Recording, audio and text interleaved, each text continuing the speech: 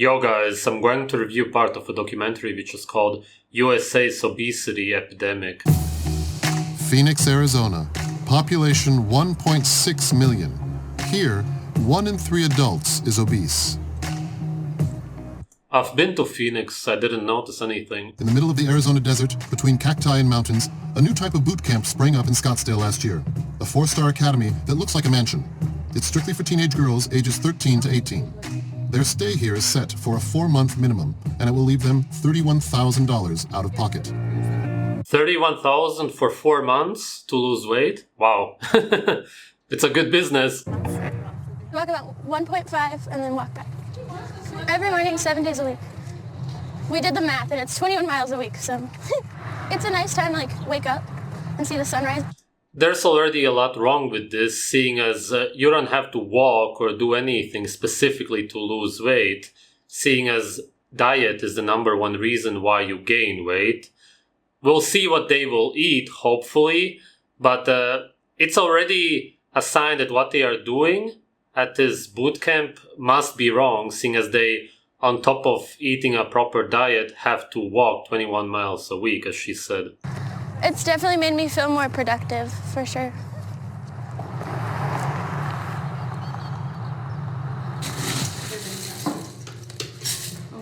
The girls here follow a strict regime. Breakfast is at... Okay, yeah. Worse than I imagined. We'll see what else is about to come. 9 o'clock, and it's monitored. Thank you.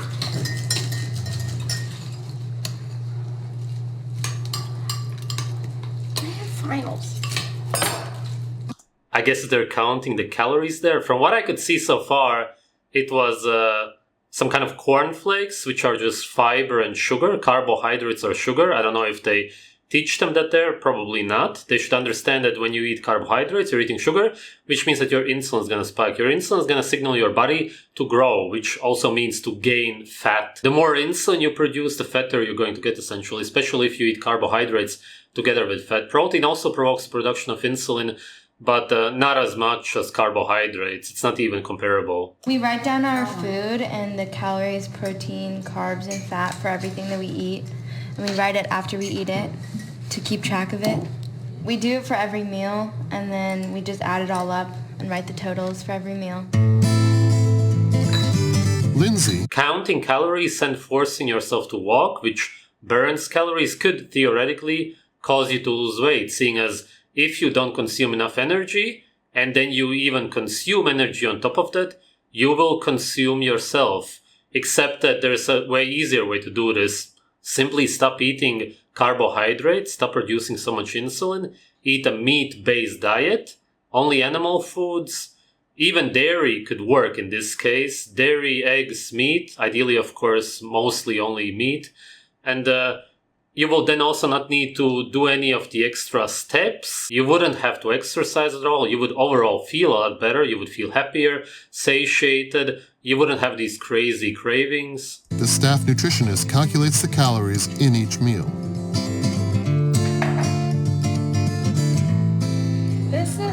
That's the problem. They calculate the calories, which are the macronutrients, carbs, fat, and protein. What they should be doing is also calculating the micronutrients, which they are not getting from the garbage that they are eating. They ate the cornflakes with some kind of milk. I'm gonna assume that it was skim milk, which doesn't have any nutrients anyway. Even pasteurized whole-fat milk doesn't have anything because the pasteurization destroys everything. And that was for sure not raw milk. And bananas, which have some potassium, some electrolytes, but really nutritionally, again, nothing when it comes to micronutrients. Which means that the body is going to be craving micronutrients all day long. And these girls who are overweight really just crave, just like any human being, micronutrients. Once you have all of the micronutrients that you need, you don't have these crazy food cravings. When you eat this kind of garbage, you're going to crave food all of the time. If you would be eating a lot of even muscle meat, but ideally, of course, organs, liver, heart, brain, you would want to eat way less food overall. Plus, you would lose the extra excess weight that you have. It would be so much easier. Instead, they have to force themselves to try to eat this, then to walk these extra steps and probably also exercise on top of that just to somehow lose the weight. It's really horrible. I could make people lose weight so easily and they would be happy while doing it. And these people make so much money from such garbage, it's crazy. They have rich parents, I assume. Kind of a peanut butter substitute has a little bit less calories. The school has created a scale of how full a person feels after a meal, with the aim of curbing appetite. I'm at a 5, so I'll probably have another piece of fruit and be at a 6. Peanut butter doesn't have the kind of fat which our bodies are made of, but still some of it is going to be stored together with the banana, seeing as you're consuming mostly plant oils, not actual fat, with carbohydrates, as I said, which you still shouldn't combine, even though it's not actual animal fat. And this will lead to some weight gain. This is exactly what you should not be doing. You should not be eating small portions and counting calories when you're eating oils or fats together with carbohydrates. You shouldn't be doing that at all. Yep. We usually shoot for a 6 at meals. It pretty much means like pretty good to go, but still slightly hungry. So I want to shoot for a 6, so I probably have another orange. They're learning to live with feeling hungry. Kaylee is 18. That is so dumb. Seriously. That's basically like torture. She's from Texas. She entered the academy weighing 240 pounds. She has now lost almost 45 pounds. Okay, she has lost 45 pounds. Congratulations.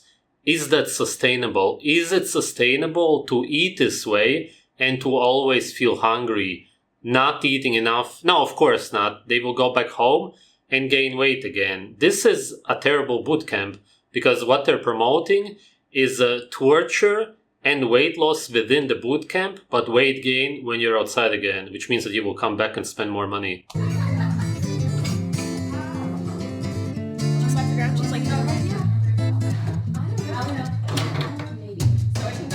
Kaylee owes the weight loss to Lindsay. She teaches the students healthy eating habits. Today, Lindsay's nutrition class is highlighting the danger of eating salt-rich food. High sodium content can lead to problems with blood pressure and water retention. Salt and sodium are not the same thing, but I wouldn't expect them to teach that there. Now that has fiber in it. All right, guys, so we're going to talk a little bit about sodium today. How much sodium do you think is the recommendation? 1,000. So general for all Americans, we're saying about 2,300 milligrams. Take a look at... Meat has around 50 milligrams of sodium per 100 grams. Let's say that if you're a man, you would be eating around a kilogram of meat a day, then you would be consuming 500 milligrams of sodium a day. That's more or less the natural amount, not 2,300. The things you usually eat at home, out, fast food at restaurants, and we're going to bring up that nutrition content that we've looked at before and take a look at the sodium in some of our favorite. Well, I did Chick-fil-A, and my favorite one was the highest one. Okay. It's always higher than you think it's going to be with things. Like, the calories is 450. Like, the carbs are a little too high compared to what I would usually eat here. And so is the fat. And the sodium's also pretty high. My favorite meal is the chicken teriyaki bowl. And I checked the sodium, and it was so high. I think a lot of it's just not knowing, like, what's in the food and what, like calorie intake and stuff, and just not being aware of what you're eating. So I think awareness is, like, a huge I feel sorry for these girls. part of what we're doing. So why do you think we like sodium so much? It enhances flavors. Besides their nutrition classes, Kaylee and her friends keep up with their regular classes online 5 hours per day. I finished everything and went back. Was there anything yesterday? I checked. And where's your speech? And yeah, that as well. You got that here? I was going to read through it and take some notes. Yeah, definitely do that. Okay. 3:30 p.m. Once the school day is over, it's time for cooking lessons. Twice a week, the girls learn how to prepare a balanced meal that they will easily be able to recreate back home. Better. Ooh, I burned my finger a little bit. Today's menu includes a cauliflower-based hummus, but the classes are varied with the aim of introducing the girls to new ingredients. You don't really see them eating any animal foods, from what I can tell. The milk, which as I said was probably skim milk, I assume. And then now hummus with cauliflower. That's already a huge problem because you're telling them to eat mostly plants, which are mostly carbohydrates, as in sugar. My mom doesn't really cook at home. We vary once in a while, and usually it's pasta because it's quick. But it's fun cooking. I never really thought about cooking until I came here, but now I do it every other day. A lot of fast food, and it was not. I would sometimes come home feeling very like sick, and I don't like that feeling. Can I have a salt, please? Strong. I'm gonna just put it in for a little bit longer so it gets a little softer. Also, what they were eating, cauliflower, is just fiber essentially. It has no micro or even macronutrients, very little, which means that it's a filler food. They're supposed to eat the fiber and feel as if they ate something, even though nutritionally they ate nothing, which is bad because this kind of stuff leads to eating disorders. But it doesn't stop there. To spur weight loss, the girls have 1 hour of mandatory physical training every day. Yes, you're under eating and then you exercise on top of that, which is why you consume your own body fat. Like I said, theoretically this works while you're in the boot camp, but not long term. Long term, the only way it's gonna work is if you eat at least somewhat naturally. I don't expect them to eat raw meat, obviously, but eat the so-called carnivore diet. Not even eat some fruit or whatever you want to, but eat at least animal-based. And where should you feel your squat? In your butt. Booty, yes. This afternoon, a full hour high-energy workout set to music. You guys definitely have improved. What you refer to as a fat camp or a weight loss camp are completely different. I mean, we aren't just here to exercise, eat vegetables, exercise. The girls are doing so much more. Exercise, eat vegetables, exercise. Yes, if you do that, you're not giving your body any actual nutrients which sustain your body, seeing as vegetables have nothing. It's more or less the unhealthiest food you could possibly eat. Food group, besides seeds. And then, of course, you will consume yourself. Yeah, but it's very unhealthy to do this. It's starvation. It's very torturous for the body itself. And just this is just one component. We try to do all sorts of fitness, HIIT training, Zumba, sports. So what we'll do is we're going to hold it upside down and put it on the sternum. Exhale, yeah. It's a lot easier when I first than when I first got here. I've noticed a lot of like muscle and. The goal is to give them the physical tools needed in order to lose weight, stay in good health, and appreciate their bodies. Last time you were. I don't know, I'm really enjoying myself right now. I love working out. I feel it makes me.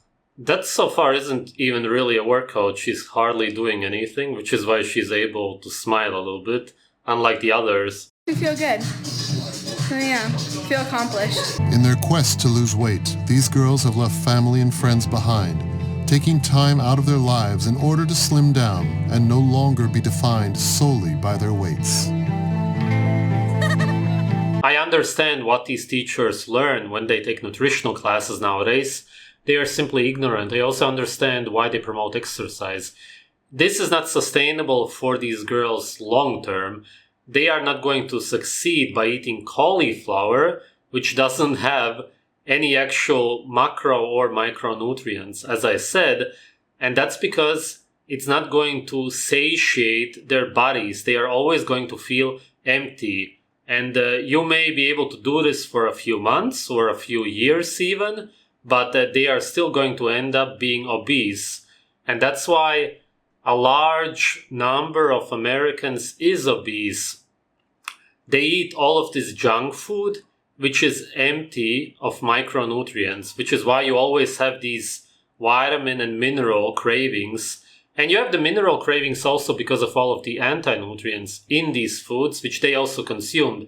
You consume the cornflakes, which is full of anti-nutrients, such as phytates, and then you consume the minerals, the very few found in bananas, but you don't get any of them because you're eating the banana with the cornflakes. This is the kind of stuff that you should be teaching these girls. But as I said, they don't learn this in these nutritional classes.